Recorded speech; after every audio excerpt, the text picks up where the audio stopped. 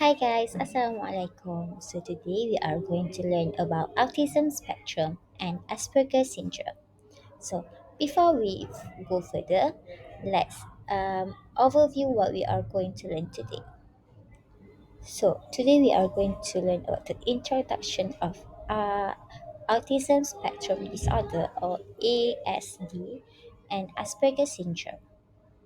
So let's go.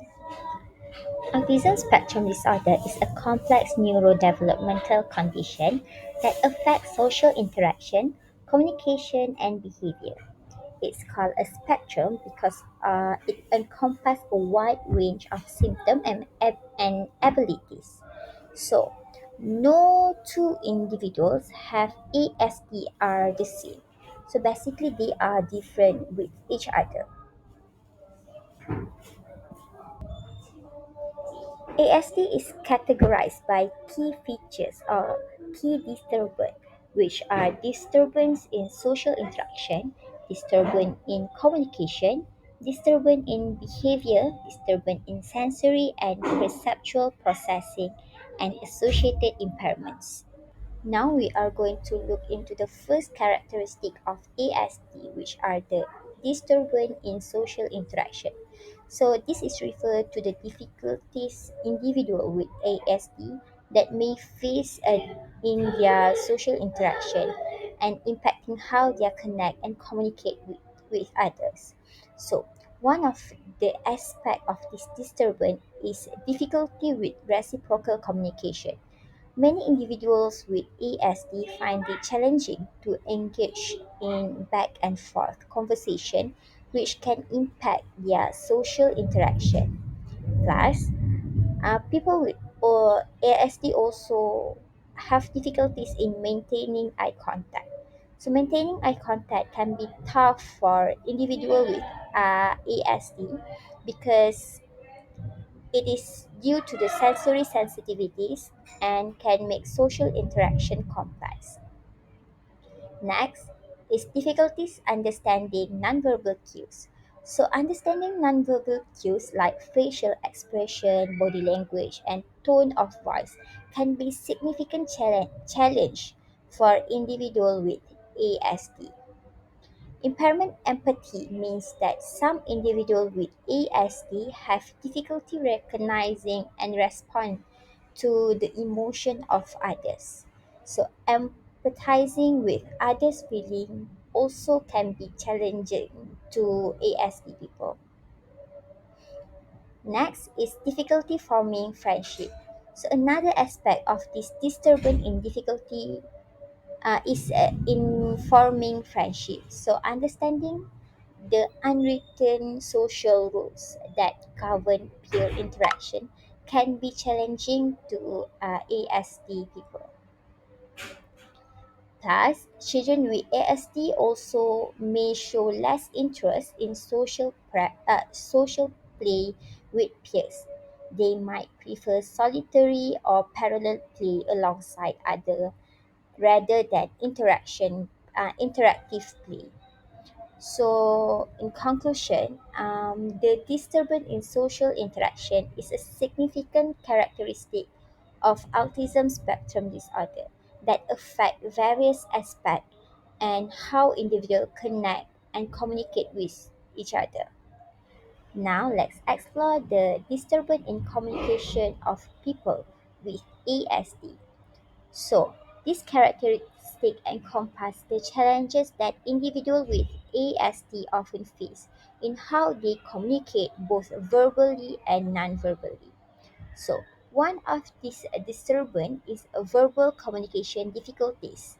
So, many individuals with ASD may have speech delay or atypical language pattern. Next, pragmatic language. Pragmatic language refer to the social aspect of communication, and individuals with ASD may find it challenging because they don't know how to understand and use the language appropriately in different social situations. Plus, social communication impairment often result from difficulties in using language for social purposes. This can include challenges in engaging in conversation and understanding social cues. Lastly, repetitive and stereotype language and interests. So, individuals with ASD may exhibit repetitive and stereotype language and interests. They may engage in repetitive language patterns or have intense, narrow interests. So, this disturbance in communication can impact how individuals with ASD express themselves, understand others, and engage in social interaction. So it is important to note that with appropriate support, intervention, and therapies, individuals with ESD can improve their communication skill and overcome some of these challenges. So, in conclusion, the the disturbance in communication is central characteristic of ASD, impacting both verbal and nonverbal aspects of how individuals communicate. Disturbance in behavior for ASD. So, this characteristic encompass a range of behavior often marked by repetitive behavior, routine and rituals, intense focus and special interest, difficulty with emotion and emotional regulation, and lastly, behavioral outbursts. So, let's look at the first one, repetitive behavior. So, repetitive behavior is a common feature. For instance, a person with ASD might repetitively tap a pen, organize object in specific way, or engage in repetitive hand flapping motion. Next, routine and ritual. So, individuals with ASD often seek comfort in routine and ritual. For example, they may insist on a specific morning routine by always putting on their shoes before their socks. Next is ASD often involve an intense focus on special interests. So imagine a teenager who is incredibly knowledgeable about astronomy to the point of discussing constellation at every opportunity. So that's the example of intense focus on special interests. Number four, difficulties with emotion and emotional regulation. So individual with ASD may struggle with understanding their own emotion and regulating them.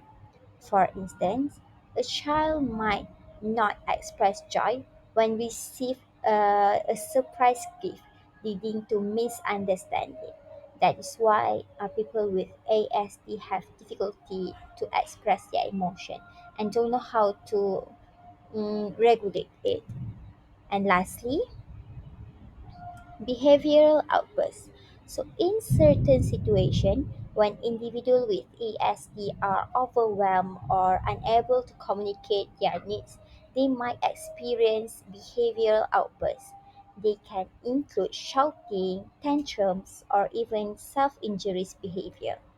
So, these behavioral challenges significantly impact their daily life, affecting how individuals interact with their environment, adhere to routine, cope with emotion, and communicate their needs. So, in conclusion, disturbance in behavior is a central characteristic of autism spectrum disorder, encompass repetitive behavior, routines, ritual, intense focus on special interests, emotional challenges, and potential behavioral outbursts. Now we are going to see the last characteristic of ASD, which is the disturbance of sensory and perceptual processing and associated impairment. So these characteristics refer to the differences in how individuals with ASD experience and process the sensory input, which can result in sensory sensitivities, hyposensitivity, sensory seeking, difficulties in combining senses, and perceptual differences. First, sensory sensitivities. So many people with ASD have high sensory sensitivity. For example, they might be extremely sensitive to loud noises like siren to the point where it causes discomfort or anxiety. Next, hyposensitivity. On the other hand, some individuals with ASD experience hypersensitivity, which means they have decreased sensitivity to sensory stimuli. They might not react to the pain or extreme temperature as expected. The third point is sensory seeking. So, sensory seeking behavior are also common. Imagine a child who enjoys spinning objects, constantly seeking out the sensory experience and engaging in this repetitive action. Next, difficulties combining senses. So, for individuals with ASD, combining information from different senses can be challenging. For instance, they might struggle with coordinating visual and auditory inputs when watching movie. Some individuals with ASD have unique perceptual processing patterns. A person might focus intensely on tiny details such as a stitching on a shirt which while missing the overall picture. So these sensory and perceptual differences can significantly impact daily life, affecting how individuals respond to their environment, cope with sensory sensitivities, and understand the world around them. So it is important to note that there are various coping strategies, sensory integration therapies, and environmental modification that can help individuals with ASD manage their sensory challenges and lead a more comfortable life.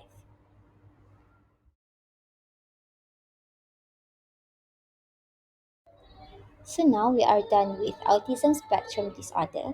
Now let's look at Asperger syndrome.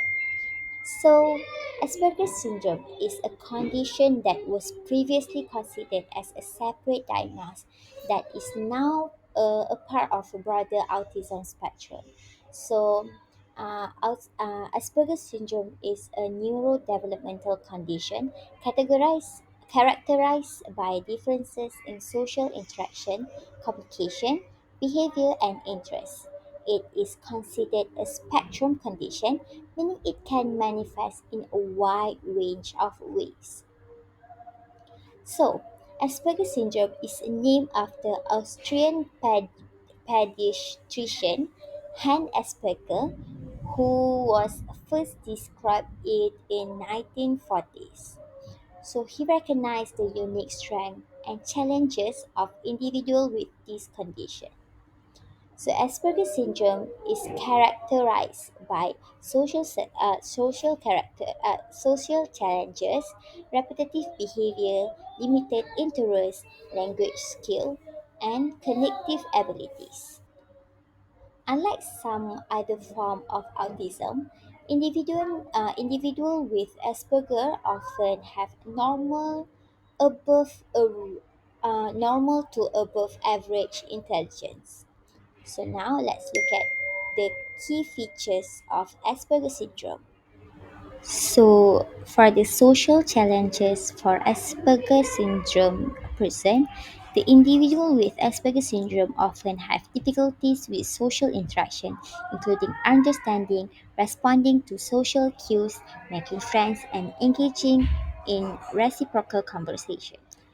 Just like other forms of ESD, individuals with Asperger may exhibit repetitive behavior or intense adherence to routine and ritual. So this behavior can provide a sense of predictability and comfort. People with Asperger might have intense interest in specific topics, often referred to as special interests. And these interests can be highly focused and may dominate their thoughts and conversation. Language skill for Asperger people usually and typically have normal to above average language skill. However, they may have struggled with pragmatic aspects of language, such as understanding humor, sarcasm, and figurative speech. Unlike some with ASD, people with Asperger often have strong language skill. They may not have significant language delay, and speech development is not typically delayed and regressive in Asperger individual that which they usually develop the language skill on time.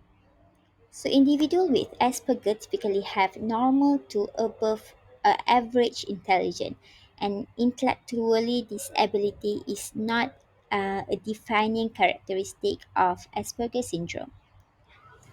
It is important to remember that ESD and Asperger syndrome have their own differences.